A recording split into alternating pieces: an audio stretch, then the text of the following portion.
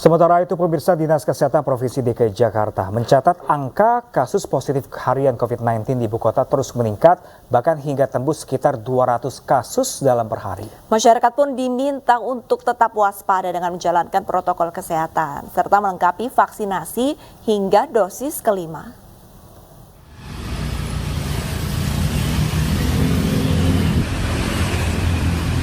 Jelang berakhirnya tahun 2023, angka kasus COVID-19 di Jakarta terus mengalami peningkatan. Angka kasus positif harian COVID-19 di ibu kota mencapai 200 kasus per hari. Dari 10 orang yang dites PCR, 4 diantaranya diketahui positif COVID-19. Diimbau masyarakat tidak panik namun tetap waspada dengan menjalankan protokol kesehatan ketat, seperti menggunakan masker saat bertemu dengan orang banyak atau dalam kerumunan, serta rajin mencuci tangan dengan menggunakan sabun pada air mengalir. Selain memperketat protokol kesehatan, masyarakat juga diimbau untuk melengkapi vaksinasi lengkap yang saat ini sudah mencapai vaksinasi dosis kelima.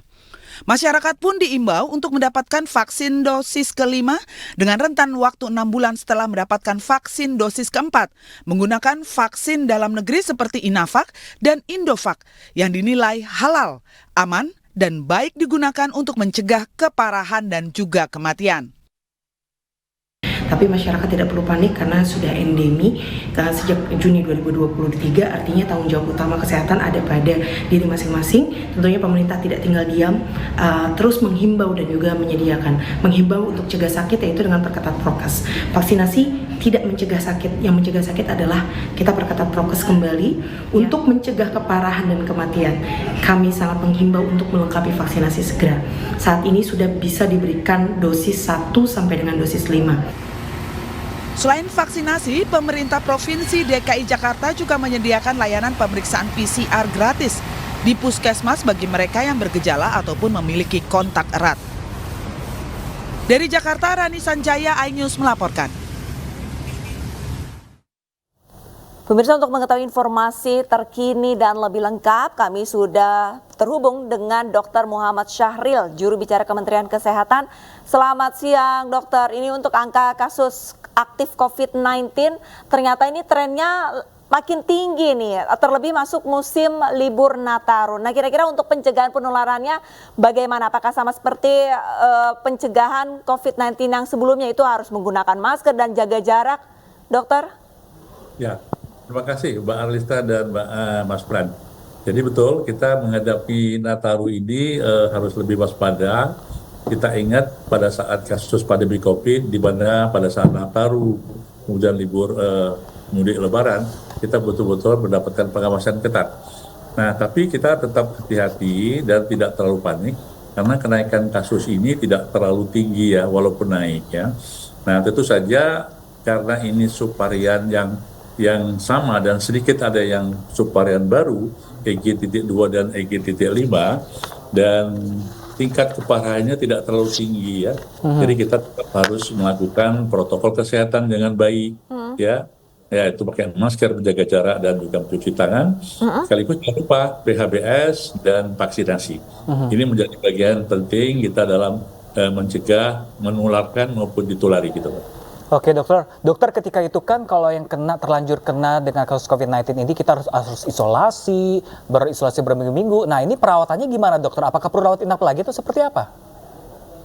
Jadi agak berbeda ya. Jadi untuk sekarang tetap harus ada isolasi apabila seseorang positif positif COVID dengan subvarian apapun.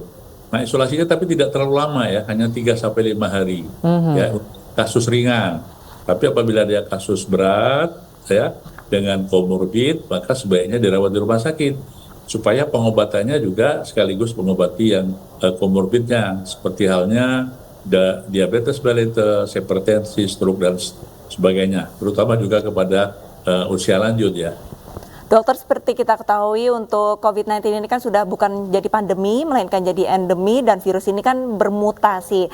Kalau virus COVID-19 yang saat ini tengah naik lagi, ini variannya apa? Karena kan sebelumnya ada varian Alpha, Delta, dan macam-macam. Nah, kalau misalkan untuk yang kali ini, apakah ada nama variannya?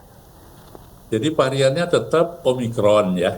Tetap Omikron, oke. Ya, tapi subvariannya yang berbeda, tetapi sebagian besar saat ini masih subvarian yang lama, yaitu XBB 1.5, dan memang di kita ada, tapi sedikit Pak ya, EG.2 maupun EG.5 yang disebut dengan Aries, yaitu sekitar 20%. Tapi apapun subvariannya ini hampir sama ya, gejalanya, kemudian pengobatannya, kemudian cara pencegahannya sama. Jadi kita tidak perlu khawatir karena kita punya pengalaman yang bagus pada saat pandemi COVID yang lalu gitu Pak. Oke dokter, kalau untuk ditegaskan lagi, apakah sekarang kita wajib menggunakan masker kembali dan sampai menjaga jarak seperti itu seperti dahulu atau seperti gimana dokter? Jadi Kementerian Kesehatan setelah membuat suatu edaran untuk mengimbau satu kepada orang yang sedang sakit flu, ya batuk, pilek, demam itu harus pakai ya itu masker. Dan juga orang yang terdekat pada orang yang sakit flu itu sebaiknya juga pakai masker. Kemudian kalau juga berkunjung atau memasuki fasilitas pelayanan kesehatan di mana di sana banyak kerumunan orang yang kita tidak tahu ya, di sana ada banyak penyakit yang bukan hanya COVID tapi beberapa penyakit menular. Itu kita menyarankan untuk dipakai ya. Dan tentu saja karena kita sedang akan masuk Nataru, maka juga kita mengimbau kepada seluruh masyarakat apabila masuk dalam suatu kerumunan atau banyak orang, kita himbau untuk memakai masker gitu. Baik, terima kasih banyak atas informasinya Dr. Muhammad Syahril, juru bicara Kementerian Kesehatan, sudah bergabung bersama Ainus Siang.